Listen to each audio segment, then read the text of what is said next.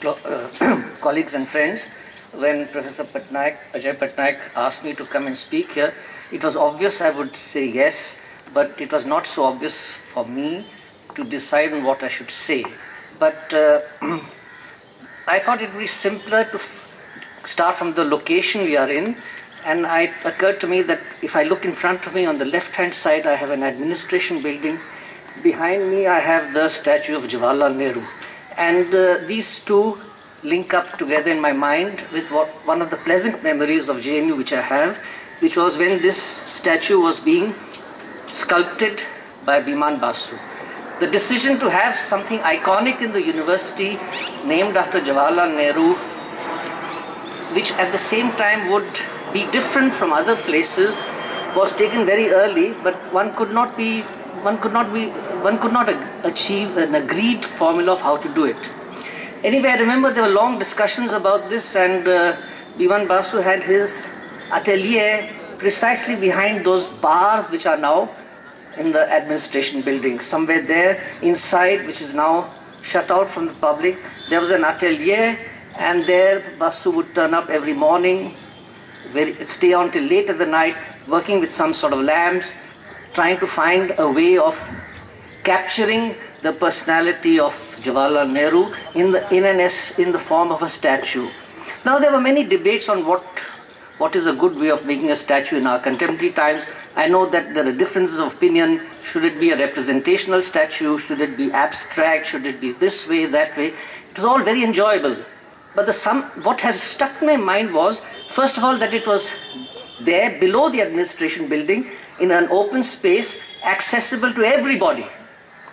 And everybody would come and talk to the artist, the sculptor, and have an opinion. And he would continue, work, discuss, go back, have a cup of tea somewhere here, then come back and work.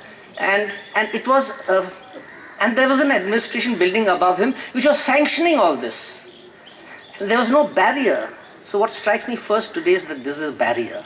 It's very, very strange feeling to see a barrier there where an artist was making a monumental sculpture built around the idea of the university. Now that sculpture is behind us. At that time there was a discussion on should it be just the statue of Nehru or should it say something more than that. So after many discussions, what we actually arrived at was an emblematic form. There's the work of art, and below it there's some sort of lines, some sort of interpretation, so that our attention is drawn to the meaning of this form. Nebulous notions, I'm sure those of you who are well up on modern cultural criticism would have disagreements with this, but it was a way of looking at things. And the lines that were chosen were lines which were always mentioned when JNU is mentioned. And I used to know these lines by heart because they were there on every brochure that the university printed and circulated. And this morning when I was coming here, I told myself, but I used to know these lines by heart. What has happened? Why have they disappeared from my mind? And there were two interpretations for that. One was they had disappeared because the pressure exercised by the JNU through the media now has made me forget what JNU was. And that symbol of the fact that this is disappearing from my mind was that I could not remember these lines. So when I came here, I walked up to the statue and I wrote down these lines, and it struck me that they are, in a peculiar way, very apposite lines. In those days, progressive days, literary criticism, modern literary criticism, postmodern literary criticism, these lines, one would smile at these lines. They were not really modern lines. You know, they were, in a sense, very old-fashioned lines. But when I read these lines today, I thought, what's wrong with them? A university stands for humanism. Okay, humanism debatable. For tolerance, okay, tolerance also debatable. For reason, okay, reason also debatable. For the adventure of ideas, ideas also debatable. And for the search for truth, also debatable. But combined, it made sense. There was a peculiar old-fashionedness in these lines which have come through the passage of history that I have gone through and have suddenly acquired a significance which they, at that time, in the fragmentary way that I read them, did not have. That old-fashionedness is suddenly very progressive. And I think this is the way in which history folds onto itself and becomes a witness of our times. This statue, the barred building there, the lines behind me, remind me that JNU was in fact precisely this, which is written in the line. A university stands for all this. You need a university in which you can talk, in which you feel free, even if you disagree. And mind you, JNU was not a place in which people agreed.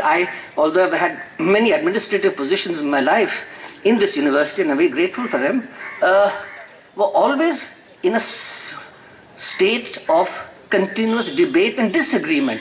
I think if I can sum it up in this way, I would say that I was always on the fringe of the agreed opinions. I was outside. But it was my university.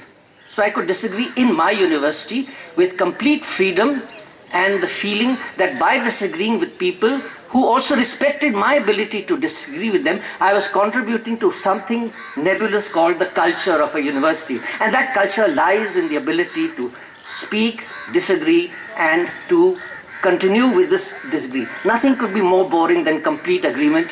Nothing could be more boring than the legislation of ideas. What is required is precisely this, the adventure of ideas. And why should now the adventure of ideas disappear from the notion of university? Why should a technocratic form of bureaucratization and formulas and filling up forms, etc., replace the whole business of reading and writing? In fact, I heard from a friend of mine, by the way, this is international, it's not just this university, that he spends more time filling up forms than reading books. And that is quite true. And this is the difference which I notice very strongly. So in this iconic sort of a way, what one remembers of JNU is precisely that old-fashioned way of being part of a university, and to realize that the defense of the university today means to become aware of what it was and the situation in which one was constantly building it up through a culture of dissent, of disagreement, and to continue that further and to defend it. So the fact that the JNU TA has had this lecture series in these dark times, the fact that a book has come out, the fact that we are meeting today, is a sign of the fact that wherever there is repression, there is also resistance.